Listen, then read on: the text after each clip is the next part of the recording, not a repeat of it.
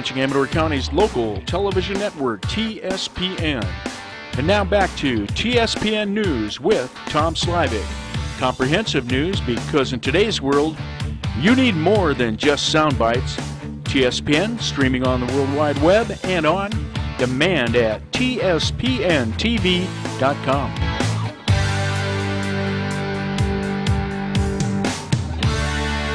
Hi, everyone, and welcome back. Richard Forster. Hi, Tom. Tomorrow, the board's meeting. You can hear me now. Once again? Yeah. Okay. I mean, I could have heard you fine. That's right. Okay. Well, inside baseball thing, Richard's microphone wasn't on. Go ahead, Richard. Okay. Not a lot on the agenda for tomorrow. I think there'll be some healthy discussions, though. This is one of those cases where there's almost more in closed session than there is in open session. Okay. You'd asked me about a letter that had come out in the decision by Judge Hermanson on the environmental impact report for the Newman Ridge project. Right. Unfortunately, I can't comment on it a whole lot because it is still under litigation, and we are discussing it in closed session in our meeting tomorrow. But I can tell you, if someone looks at Judge Hermanson's ruling, right, the only section that he questioned was the traffic analysis, that there wasn't appropriate time for people to comment on it, so that is what's going back for recirculation.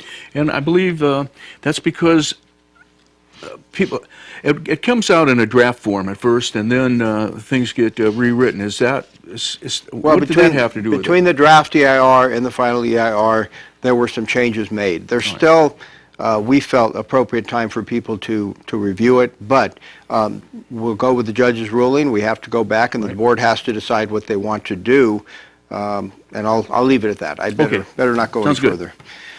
First up on the meeting tomorrow, we'll have U.S. Fish and Wildlife Service and the comments that we're making. As you know, we've asked the U.S. Fish and Wildlife Service for consultation with us, maybe not a full-fledged coordination, but at least to have a meeting with us to discuss some of these areas that they've come out with in their analysis of the Sierra Nevada yellow-legged frog.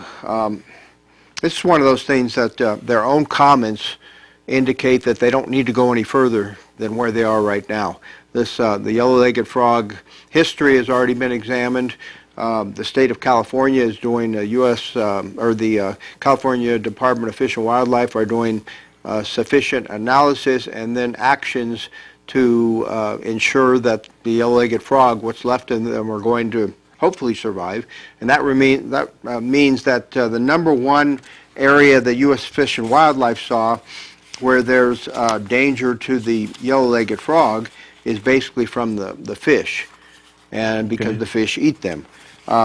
In all of the other areas, the recreation, dams and water diversions, livestock grazing, pack stocks, road and timber harvest, fire and fire management activities, and that's the bunch of it. They found very little evidence that there's any damage done. At least there may be historic damage that was done, but now they think it's pretty much status quo. Okay. The fish introductions are where they found the impact on the species.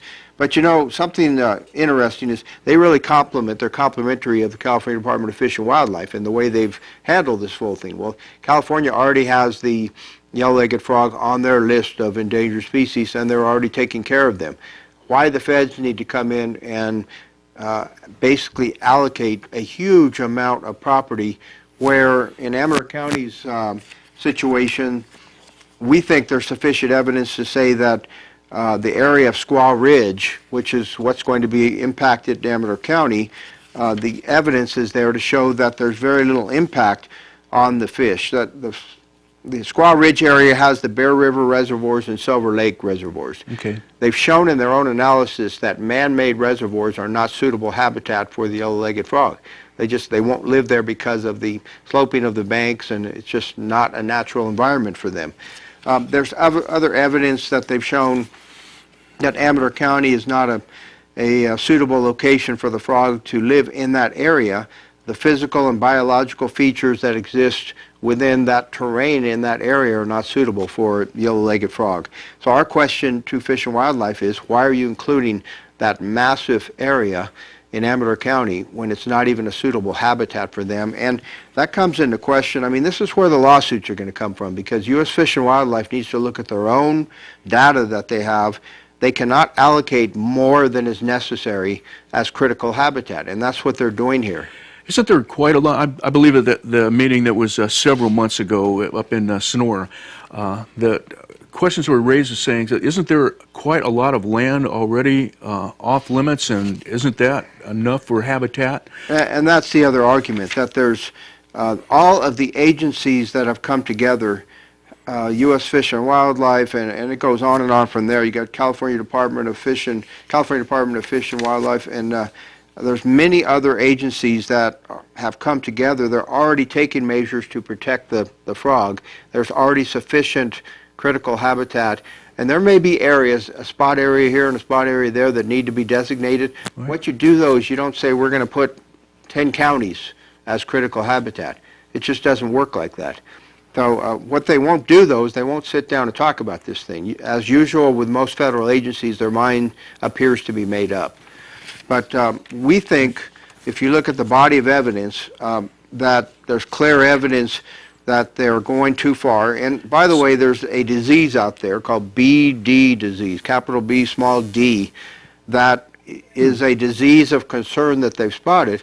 But U.S. Fish and Wildlife Service are admitting that we don't have any impact on that. That's for the scientific community to study.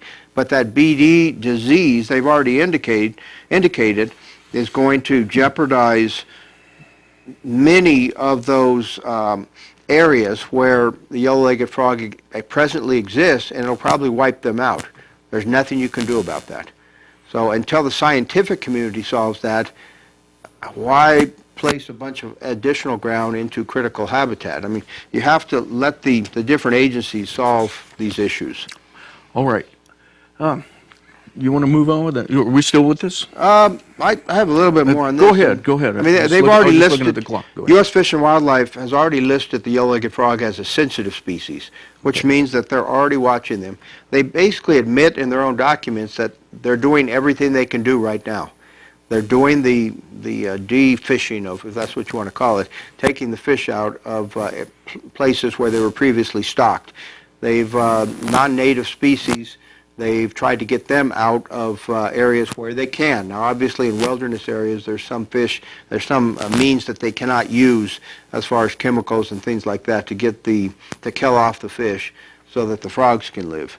I think one thing that's missing from their analysis, Tom, is sometimes species just cease to exist for reasons, no matter what we do, they're not going to exist anymore. Right. And this, I don't think there's any more dinosaurs around, and we didn't hunt them. That's right. And this looks like one of those species that no matter what we do, they continue to decline. Yeah. So you have multiple agencies within the federal government and within state government that are working to preserve these yellow-legged frogs, and they still continue to decline.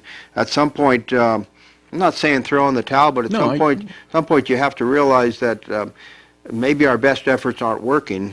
Maybe we should go back to what we were doing before, which appeared to be working, which is do less and not more. Okay. We're going to take our break, and when we come back, we'll continue on with the Supervisors' pre-agenda for tomorrow's meeting. Stay with us on TSPN. You're watching Amador County's local television network, TSPN.